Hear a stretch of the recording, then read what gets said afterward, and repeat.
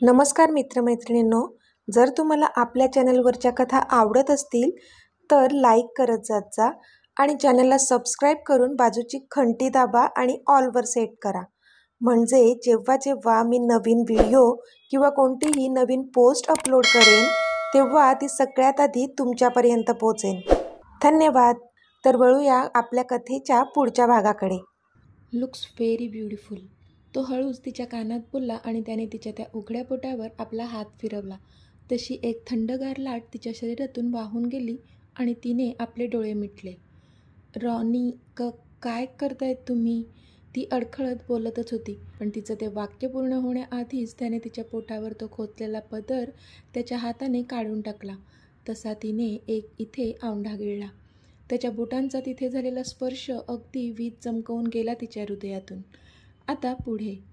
तो त्याचं काम करून तिथून आत निघून गेला होता, पण इथे आशू मात्र त्याच जागी स्तब्ध झाली होती. डोळे मिटून उभी होती ती. ओठांवर एक मादक स्माईल होती तिच्या. तो तर निघून गेला होता, पण त्याच्या हाताचा स्पर्श अजूनही तिच्या पोटावर होत आहे असंच जाणवत होतं तिला.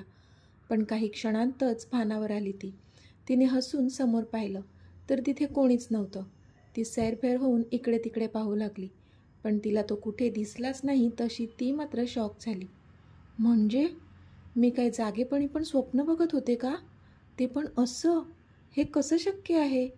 आशू, तू जरा जास्तच विचार करत होतीस त्यांचा, म्हणून हे असं जागेपणी स्वप्न बघतेस तू. मूर्ख कुठली, ती स्वतःशीच बोलली. तिला आता काहीच कळत नव्हतं. मग मात्र तिने स्वतःच्याच डोक्याला टपली मारली आणि तिथून निघून जाऊ लागली. पण जाताना तिने मागे वळून दाराजवळ पाहिलं तर तिला हाताची घडी घालून एकदम स्टाईलमध्ये उभा असलेला तो दिसला, जो की खूपच खट्टाळ स्माईल चेहऱ्यावर घेऊन तिच्याचकडे पाहत होता. आणि त्याची ती खट्टाळ स्माईल पाहूनच तिला कळलं की थोड्या वेळापूर्वी जे पण घडलं ते काही तिचं स्वप्न नसून सत्य होतं. आणि अजूनच तिचे गाल गुलाबी झाले.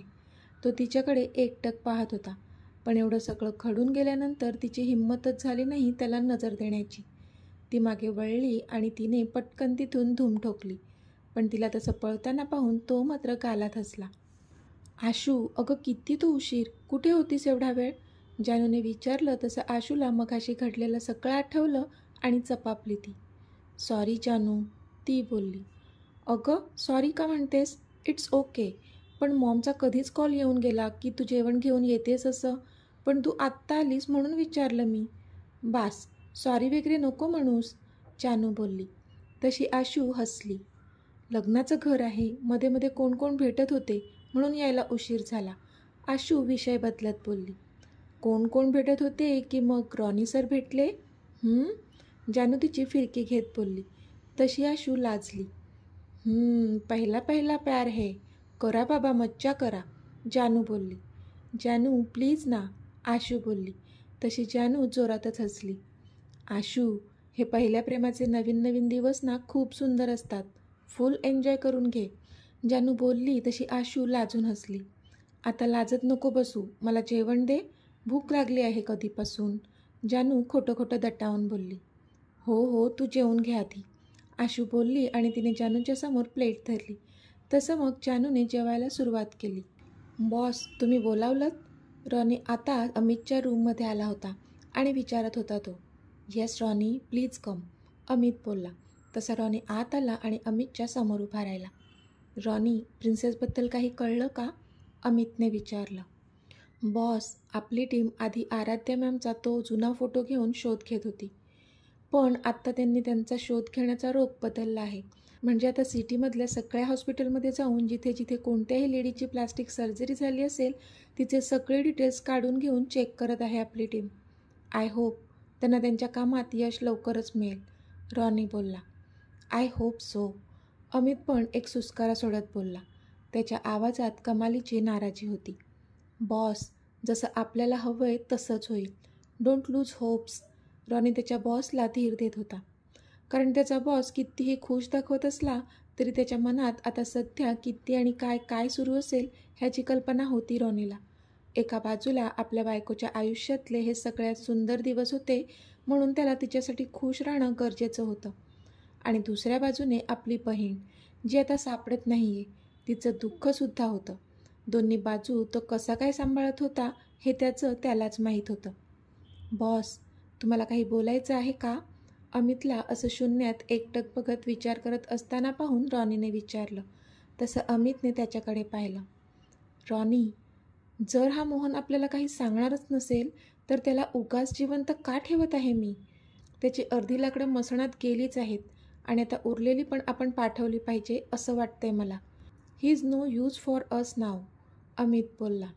आय ॲग्री बॉस, पण तरी मला वाटते की थोडे दिवस आपण त्याला काही नको करूया.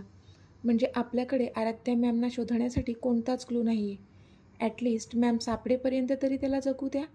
जर नाहीच काही झालं तर आपण कसं पण करून त्याच्याकडून मॅमबद्दल काहीतरी माहिती काढून घेऊच. आणि जेव्हा मॅम सापडेल तेव्हा तुम्ही स्वतः त्याला गोळ्या घाला हवं तर, रॉनी बोलला.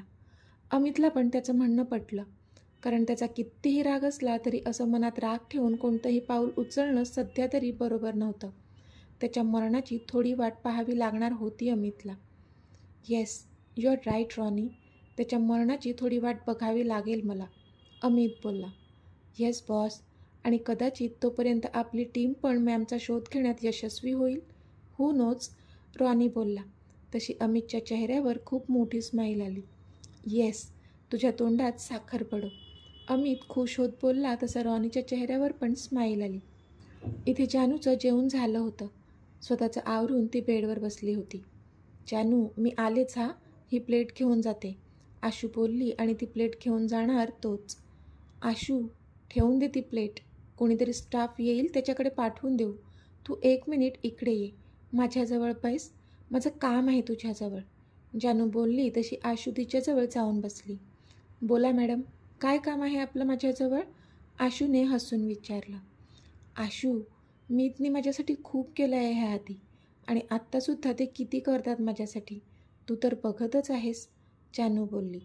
हो अगं, अमित खूप करतो तुझ्यासाठी, प्रेम आहे ना त्याचं तुझ्यावर, म्हणून करतो तो, आशू हसून बोलली. प्रेम तर आहे, खूप जास्त प्रेम आहे त्यांचं माझ्यावर, पण फक्त त्यांचंच माझ्यावर प्रेम आहे असं नाही काही, माझंसुद्धा त्यांच्यावर जीवापाड प्रेम आहे, जानू बोलली. अगं, ही काय बोलायची गोष्ट थोडीच आहे, तुझं त्यांच्यावर किती प्रेम आहे हे तर जगजाहीर आहे, आशू बोलली. माहीत आहे मला, पण आत्ता मला ते त्यांच्यासमोर एक्सप्रेस करायचं आहे, जानू बोलली. अगं मग कर की, त्यात काय एवढं, त्याला बोलाव, त्याचा हात हातात घे आणि मग म्हण की आय लव्ह यू, झालं, आणि एक कॉम्प्लिमेंटरी किस पण दे त्याला, किती खुश होईल ना तो, आशू बोलली. तसे जानूने मनातच डोळे फिरवले. आशू गप्प बैस, माझं ऐकून तरी घे आधी मला काय म्हणायचं आहे ते, जानू तिला दटावून बोलली. तसं आशूने तोंड पाडलं. ओके बोल, काय बोलायचं आहे, आशू बोलली. आशू, आत्तापर्यंत माझ्या मीतने माझ्यासाठी खूप सारे गिफ्ट्स मला दिले आहेत, पण मी मात्र आमच्या लग्नानंतर त्यांना कोणतंच गिफ्ट दिलं नाही, कधीच, तशी गरज पण नाही पडली कधी. आता एवढे मोठे असामी ते, त्यांना देऊन देऊन मी काय गिफ्ट दिलं असतं ना, जानू तोंड पाडत बोलली. जानू, त्याच्याजवळ तू आहेस ना तेच त्याच्यासाठी प्रिशियस आहे, आशू बोलली. तशी जानू कालात हसली.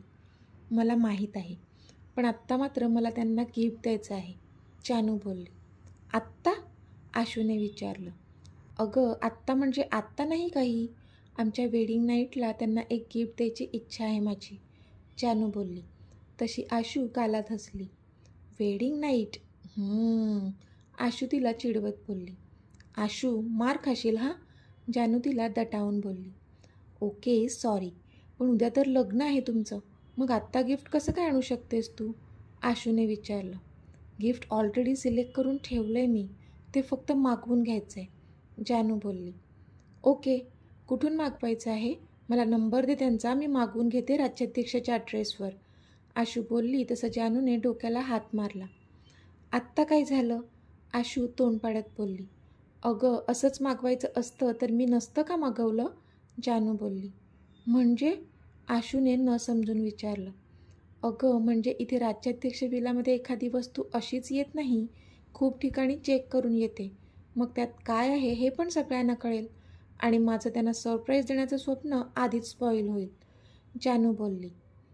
मग आत्ता कसं करायचं, आशूने विचारलं.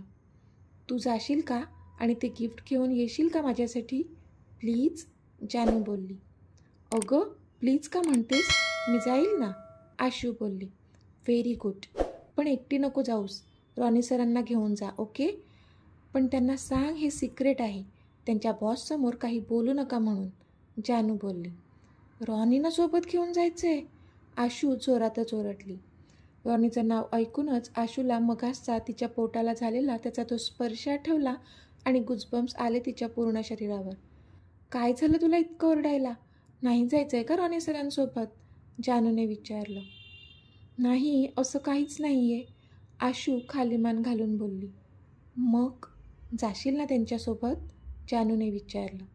हो, इव्हिनिंगला फंक्शन सुरू होण्याआधी जाऊन येईल मी त्यांच्यासोबत, आशू बोलली. ओके चालेल, मी बोलू का रॉनी सरांशी की मग तू सांगशील त्यांना, जानूने विचारलं.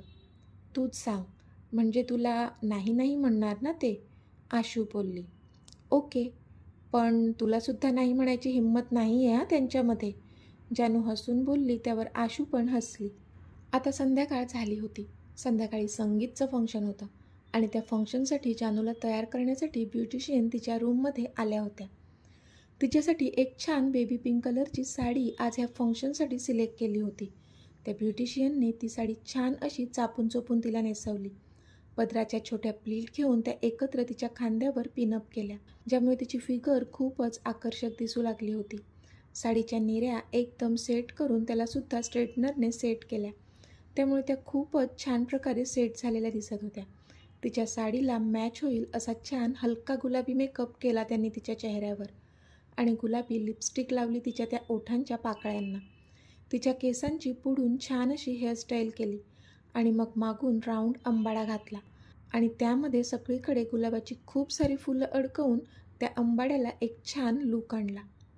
वाव, खूप छान केली ही हेअरस्टाईल, जानू आरशात मागून दिसणारी ती हेअरस्टाईल पाहून बोलली. तुम्हाला आवडली ना मॅडम, त्या ब्युटिशियनने विचारलं. हो, मला खूप जास्त आवडली, मेकअप पण छान केला आहे, जसा मला हवा ना अगदी तसाच, जानू हसून बोलली. थँक्यू मॅडम, ती ब्युटिशियन हसून बोलली. मॅम, तुमचा सगळा मेकअप झालेला आहे, आता आम्ही निघतो, म्हणजे बाहेरच असू, तुम्हाला जेव्हा गरज असेल तेव्हा येऊ आम्ही, त्या तिघी ब्युटिशियन बोलल्या. तशी जानू त्यांच्याकडे पाहतच राहिली. मेकअप झाला पण, आणि ज्वेलरी तर काहीच नाही घातली अजून मला, जानूने आश्चर्याने विचारलं. कारण सगळा मेकअप तर त्यांनी छान केला होता, पण तिच्या अंगावर कोणती ज्वेलरी मात्र अजून चढवली नव्हती आणि तिला ती आजूबाजूला कुठे ठेवलेली दिसतसुद्धा नव्हती, म्हणून ती अजून जास्त कन्फ्यूज झाली होती. मॅम, आम्हाला एवढेच इन्स्ट्रक्शन्स होत्या, ज्वेलरीचं आम्हाला काहीच सांगितलेलं नाही आहे, ती तुमच्या घरून कोणीतरी घेऊन येईल असं सांगितलं आहे आम्हाला, ती बोलली. कोणी इन्स्ट्रक्शन्स दिल्या तुम्हाला, जानूने आश्चर्याने विचारलं. मी दिल्या इन्स्ट्रक्शन्स, समोरून आवाज आला तसं जानूने समोर दाराजवळ पाहिलं तर अमित उभा होता आणि त्याच्यासोबत एक स्टाफ होता ज्याच्या हातात एक मोठं झाकलेलं ताट होतं. तुम्ही, जानू आश्चर्याने बोलली. हो मीच, तुम्ही प्लीज बाहेर जाऊ शकता, अमित त्या ब्युटिशियनना बोलला. तशा त्या तिघीही बाहेर निघून गेल्या. अमितने सोबत आलेल्या स्टाफला नजरेनेच इशारा केला, तसा तो स्टाफ पण हातात असलेलं ते ताट खाली ठेवून निघून गेला. इथे आशू बाहेर रॉनीची वाट बघत थांबली होती. दुपारपासून ती काही त्याच्या नजरेसमोर गेली नव्हतीच. तिला सतत आजचा तो दुपारचा प्रसंग आठवत होता आणि पोटात खळबळ माजत होती तिच्या, म्हणून त्याच्या समोर जायची हिंमत पण होत नव्हती.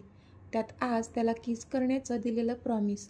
ओ गॉड, सगळं आठवून तिच्या शरीरात गुजबम्स येत होते. ते तर जानूने सांगितलं होतं म्हणून, नाहीतर मॅडम त्याच्यासमोर गेल्याच नसत्या आजचा पूर्ण दिवस. ती तशीच त्या साडीच्या पदराशी चुळबुळ करत गेटवर उभी होती. तोच समोरून रॉनी त्याची गाडी घेऊन तिच्या समोर आला, पण ती काही गाडीत बसलीच नाही. तशीच तिच्या साडीच्या पदराशी चुळबुळ करत उभी होती, पण शेवटी ती बसत नाही हे पाहून त्याने जोरानेच हॉर्न वाजवला. तशी मात्र ती भानावर आली आणि इकडे तिकडे पाहू लागली आणि मग तिच्या लक्षात आलं की रॉनी कधीपासून थांबलाय आणि आपण आपल्याच विचारविश्वात रममाण झालो होतो. शेवटी सगळे विचार तिने झटकले आणि ती गाडीत जाऊन बसली, पण त्याच्याकडे मात्र एका नजरेने पाहिलं नाही तिने. त्याला कळत होतं दुपारच्या त्याच्या तशा कृतीने ती भांबावून गेली होती, म्हणून आता आपल्याला नजर द्यायला लाजत होती. आशू, तो बोलला आणि हळूहळू तिच्या जवळ झुकला. तसे तिचे हार्टबीट्स खूपच फास्ट झाले. तिने त्याच्याकडे घाबरलेल्या नजरेने पाहिलं, कारण तो आता तिच्या चेहऱ्याच्या खूपच जवळ होता. त्याचे श्वास तिच्या चेहऱ्यावर तिला जाणवत होते. त्याने हळूवारपणे तिच्या चेहऱ्यावर एक फुंकर मारली. तसा तिने एक औंढा गिळला आणि स्वतःचे डोळे मिटले, कारण तिला माहीत होतं आता तो काय करणार आहे. रॉनी प्लीज, ती अस्पष्टरित्या बोलली, पण तो मात्र गालात हसला. मॅडम सीट बेल्ट, तो बोलला आणि खट करून त्याने तिचा सीट बेल्ट लावून तो तिच्यापासून दूर झाला आणि गाडी स्टार्ट केली त्याने. तसे तिने खाडकन डोळे उघडले आणि आवासून त्याच्याकडे पाहू लागली, तर तो तिला उगीच गालात हसताना दिसला. तशी तिने पटकन नजर खिडकीतून बाहेर वळवली. आज तर लाजाळूच्या झाडाला सुद्धा कॉम्पिटिशन आहे इतकं लाजते कोणीतरी, तो हसून बोलला. पण तिने मात्र त्याच्याकडे पाहिलंच नाही. कोणीतरी खूप जास्त सुंदर दिसतंय आज, तो बोलला, पण तरी तिने पाहिलंच नाही त्याच्याकडे. आशू बघ ना इकडे एकदा यार, प्लीज ना, तो बोलला, पण नाही, ती पाहतच नव्हती. सॉरी ना, तो एका कानाला हात पकडून बोलला. तसं तिने वळून त्याच्याकडे पाहिलं. सॉरी का, तिने विचारलं. ते आज तू इतकी सुंदर दिसतेस, मी तुझ्यामध्ये हरवून गेलो होतो. मी काही जाणून बुजून काही नाही केलं गं, ते माझा कंट्रोल नाही राहिला स्वतःवर, म्हणून ते आपोआप घडलं माझ्याकडून, तो बोलला. काय आपोआप घडलं? तिला माहीत होतं तो कशाबद्दल बोलतोय, तरी तिने त्याला विचारलं. तेच मगाशी जे घडलं ते, तो बोलला. काय घडलं मगाशी? तरी ती त्याला विचारत होती. अगं तेच, म्हणजे आज तू ही अशी साडी नेसली आहे, त्यात एवढी सुंदर दिसतेस, आणि तुझं ते गोरपान सडपातळ पोट पाहून तर माझी विकेटच गेली होती. आज पहिल्यांदा तुला मी तसं पाहिलं आणि मनात असंख्य अशा भावना उचंबळून आल्या, ज्या मी तुला सांगू पण शकत नाही आत्ता.